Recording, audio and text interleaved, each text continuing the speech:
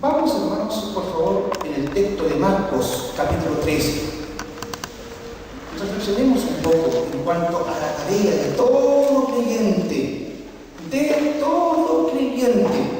Entonces, tengan abierto, por favor, aquí el texto de Marcos, capítulo 13. Y lo subrayen, por favor, si ustedes les gustan, y no se preocupen, y no nos va a castigar por la regla Biblia, ¿no?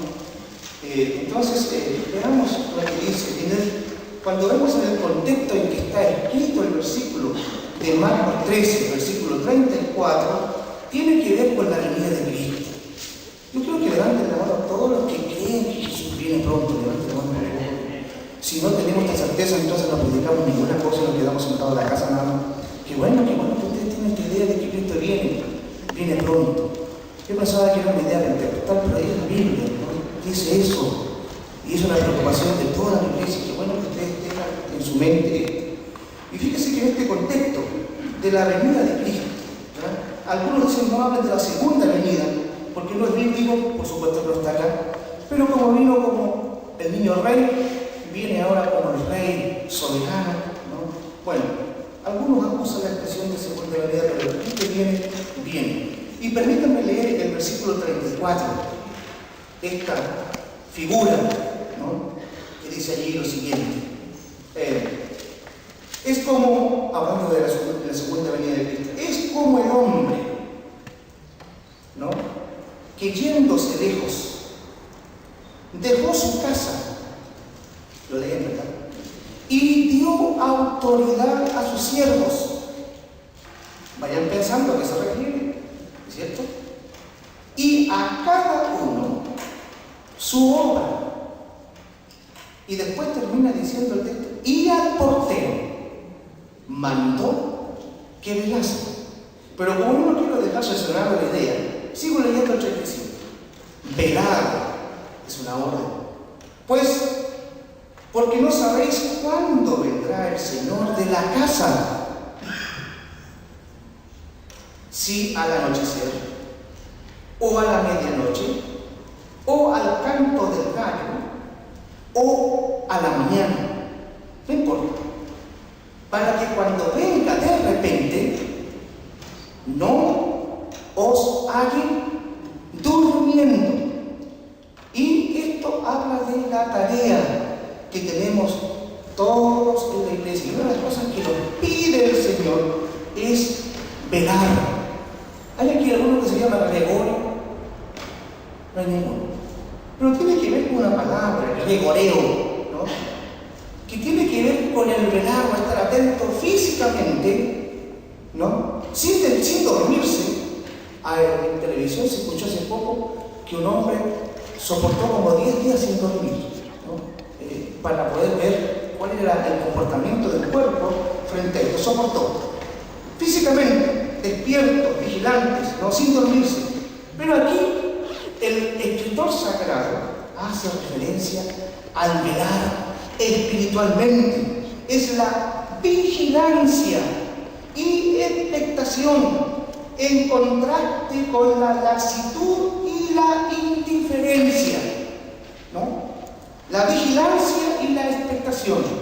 Y nos lleva a pensar cuando hay fiesta de bodas o alguna fiesta, cuando el hombre está, ¿no? Vigilante y expectante, pero trabajando. En las últimas bodas que hemos tenido y celebraciones, hemos comido cosas ricas nosotros, pero esas cosas no significa que las familias, las personas que están alrededor preparando la boda, se sientan cómodamente con los brazos cruzados y los canapés aparecen por arte de magia, y que el vestido de novia se hace solo, ¿no? Y que la preparación en el momento todos llegan, ¿no es cierto? Es toda una preparación, se está expectante, esperando la fecha, los tiempos, pero se está trabajando en el intertanto, ¿no les parece a ustedes? Y esta es la idea, gregoreo, vigilar, dice el Señor. La tarea de todo creyente es estar no indiferente, no en un estado de laxitud, no como si, ¿no es cierto? No, tiene que estar delante del Señor expectante, vigilante en lo espiritual. Dice que nos llama a nosotros como creyentes sino estar expectantes del Señor. Entonces, ahora en la última parte dice que no nos halle durmiendo. Hay una palabra aquí que me gusta mucho que habla acerca de la indiferencia carnal a las cosas o actividades espirituales. Es un relajamiento, que no nos encuentre relajados y en esta actitud. Es una condición, el hombre durmiente o la mujer durmiente, el discípulo que duerme, es una condición de insensibilidad a las cosas divinas y aún así, involucrando cosas mundanas en el comportamiento cristiano y en la vida creyente. Cuando esas cosas están sucediéndose en la vida del hombre y la mujer que cree en el Señor, está cayendo en este dormir velado, porque en cualquier momento el Señor viene y no quiere encontrarnos a nosotros en un estado distinto al que nos está llamando en el Señor. Estaba hablando no de gente muerta, gente revivida por el Espíritu de Dios, que todos somos aquí, nosotros personas también. La otra cosa, para poder reflexionar sobre este texto, dice que a los siervos les dio autoridad. Ustedes leen el versículo 34, le dice leer, usted tiene allí también el texto, y dice que a los siervos, dice que les dio autoridad y un trabajo a cada uno de ellos, ¿o no? Lo leen ahí en el texto. Les dio autoridad, pero también les dio una responsabilidad. Me gusta mucho el canto que entonamos recién. Somos el pueblo de Dios, somos un pueblo especial. Y nos quedamos en esa parte, somos un pueblo especial. Incluso nosotros hemos tenido conferencias donde dicen que somos sacerdotes de Dios, ¿no es cierto? Pero nos quedamos en esa parte de los privilegios del caminar con Dios y el sirviente como sirviente de Dios en los privilegios. Pero nos olvidamos que el texto, si no se cercena, dice: preparados de esta manera para una responsabilidad, llamados ¿para qué? Para anunciar. Y hace la referencia griega es proclamar. No ahí sentados con la mente, como que telepáticamente las personas, como dicen en el día de hoy, ellos conozcan la verdad, sino que nosotros proclamar con voz en cuello, así como dicen en la queja militar, ¿verdad? Permanentemente declarando las verdades y las virtudes santas del todo y tres veces santo llamado Jesucristo, nuestro Señor, al cual también nos llama para ser santos nosotros, con las virtudes. Dice, entonces nos dio y le dio a estos siervos autoridad, y se usa una palabra griega que hace referencia a un libertino, al que hacía lo que quería, que se daba el lujo de hacer lo que le placía, pero que cuando fue llamado se le dio poder y se le dio autoridad, no para asuntos de gobierno y de regencia, sino para asuntos domésticos. Autoridad para hacer lo que quisiera, pero dentro del rango que se le entregó, pero en la parte doméstica de la casa de Dios y del ministerio que se le encarga. ¿Le cambia la cosa? Por eso que dice, y a cada siervo le dio autoridad, coma, y a cada uno una responsabilidad. Y dice que en la iglesia de Dios, en esta casa, nadie quedó desocupado. ¿No ve ahí el tema? Si usted no trabaja solamente en el contexto, nadie quedó de brazo cruzado o dependiendo que el otro le haga el trabajo, sino que dice, se le dio a cada uno una autoridad y se le dio a cada uno un trabajo. Ergó, ¿no? O ergón, una tarea, un trabajo, un empleo. Y tenían que hacerlo con responsabilidad y con autoridad. Pero hasta ahí.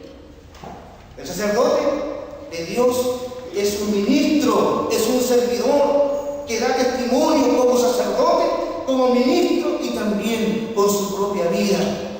Entonces, me gustaría, antes que termine nuestra hora, reflexionar sobre esto entonces rápidamente. Nuestro privilegio. Los bautistas sacerdocio de los creyentes. Es una doctrina que la adoramos mucho nosotros, ¿verdad? Donde ya nosotros como cristianos no dejamos que aquellos en un nivel superior a nosotros tengan toda la responsabilidad, ¿no? Sino que también por el Espíritu Santo somos instruidos para también nosotros ser sirvientes de Dios a la iglesia y a la comunidad que nos rodea en el día de hoy. Nuestro privilegio como sacerdotes viene de ¿dónde? Del sumo sacerdote. Cuando usted lea la carta a los hebreos, si usted me permite, y lo busca también usted allí, hace referencia a el personaje sublime que es nuestro Señor Jesucristo. Y dice allí, pues en cuanto el mismo, capítulo 2, versículo 18, padeció siendo tentado como todo un ser humano, pero es poderoso ahora para socorrernos a los que somos tentados. Él tiene amplias simpatías para con todas las personas. Fíjese, fue tentado en todo, pero no pecó, y se presenta ahora como el sublime que acepta a todos nosotros que somos tentados. La otra cosa, ¿por qué? ¿De dónde viene este privilegio? Es porque Él es absolutamente sin pecado. Hebreos capítulo 4, versículo 5 dice la palabra de Dios, porque no tenemos un sumo pontífice que no pueda compadecerse de nuestras debilidades. Si alguien se levanta aquí y dice que no hay pecado desde el momento en que hemos recibido a Cristo, está muy equivocado, porque tendría que leer nuevamente el texto y analizarlo y profundizar en esto.